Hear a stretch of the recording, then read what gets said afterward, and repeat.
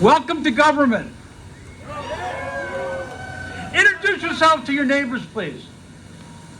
You're all workmates. We're all workmates here in government. We all have important jobs, too. Maybe the most important jobs in government. They may not have told you that yet. It doesn't really serve their purposes, but it's extraordinarily useful to us, if not now, very, very shortly. So congratulations. Who is this them? Who are they I just mentioned? Well, there's a small group that's been running around, very busy telling us that other groups are a problem, including government. That's a problem for us because we just learned that we are the government. Ouch. Them, as a word, is a problem because by design, it assumes a distinction among groups. We always think about them in relation to us.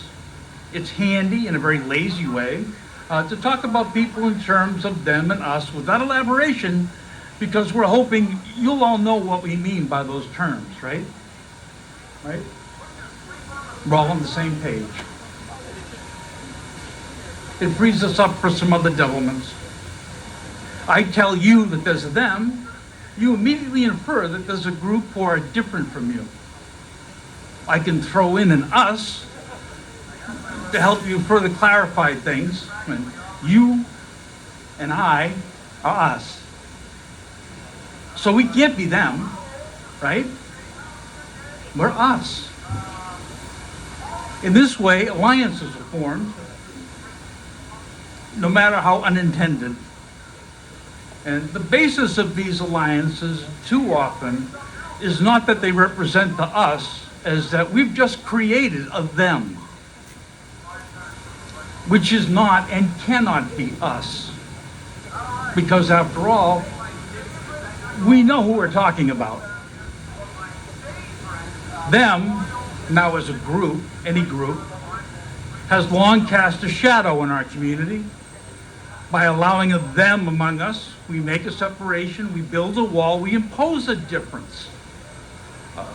This presents a problem, this them, which needs a resolution or a disappearance. But them is not a problem. Them is people.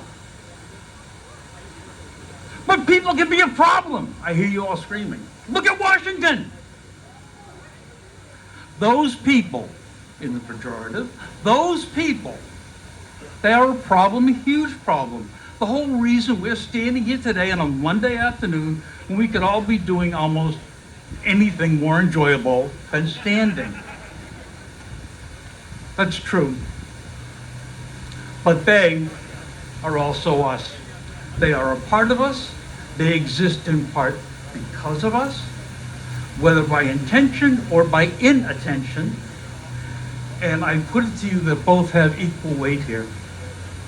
But right now, I don't want to talk about that them. For a moment, I'd like to talk about a different them that we've been talking about. This group that some of us, anyway, created and decided was a problem. That group is immigrants. The immigrants, by the way, are not the reason we're all standing here. We're standing here because some of us decided that not only were immigrants a problem, but that the solution to the problem was disappearance. Some of us decided that this group, this shadow too long cast upon America, is best managed by kidnapping. Some of us decided that in the name of expediency, as John just told us, the legality of both the immigrants' presence and the method of their dispatch were of no bearing. In this way, the them is sufficiently removed from society. Shadow gone, bright streaming sunlight, them gone. People gone. a part of us, gone. In the name of expediency, in service to some rule that we made up. 86 years ago tomorrow, the MS St. Louis entered Havana Harbor. Its passengers were German Jews escaping the Holocaust. Those immigrants, the them in that instance, were denied entry to Cuba, to America, and to Canada in service of some rule that we made up. Of those forced to return to Germany, I guarantee none would have been denied entrance to a death camp. The immigrants among us today are here in large part because they're seeking a more tolerable existence for themselves and some measure of hope for their families' futures. Something more hopeful than their own deaths at home. Them is a small group of us who have been busy telling the rest of us that other groups, including us, are the problem. I am tired of listening to them.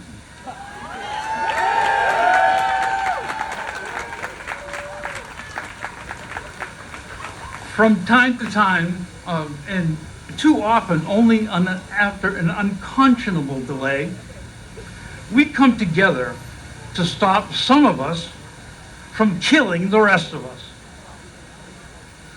Us is an important concept. The some and the rest make up us. And that's only all who's here. Us. Us. There is no them, no detached other, no insurmountable external force. I promise you. It's time for us to come together again, to stop some of us from killing the rest of us. There is no advantage now in waiting. And these some are just that. There's some. We got this. So, how do we come together to govern today? There is no state or federal election. There's no local one at my town. Not very soon, anyway. If we aren't voting, what is our job in government? Well, for one thing, you're here and I'm here. Do not underestimate the power of your presence or the power of the persistence of your presence. When you go home, make sure your state representatives knew you were here.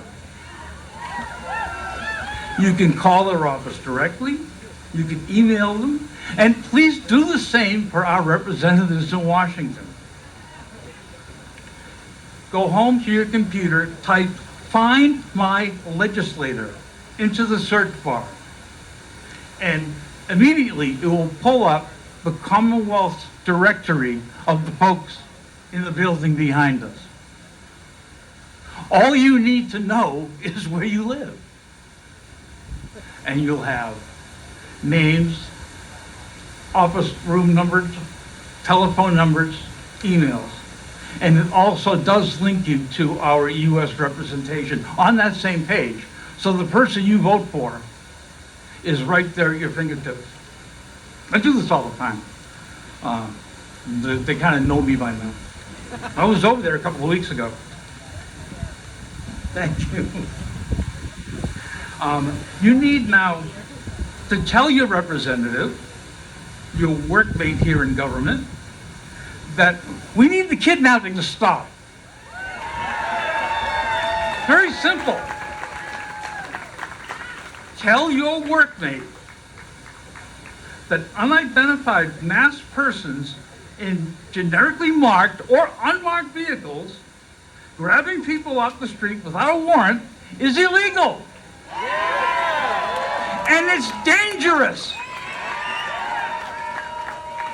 Remind them that somebody is going to get hurt or worse if this practice continues. Tell them, moreover, to advise local and state law enforcement on the illegality of this activity, the threat to public safety it poses, and urge enforcement of the laws against kidnapping. You can, moreover, tell your representatives that U.S. human rights laws must apply equally to any person, regardless of citizenship, on U.S. soil. Be that a state, a district, a territory, a protectorate, a military installation, embassy, or political subdivision thereof. You're under the flag, you're under the protection of us. You are one of us. And keep telling them, and keep coming back. This works, it's legal, and moreover, it's your job. It's the most important job you have, that we have as members of government. Thank you for showing up to work today. Thank you for listening. Thank you for being here.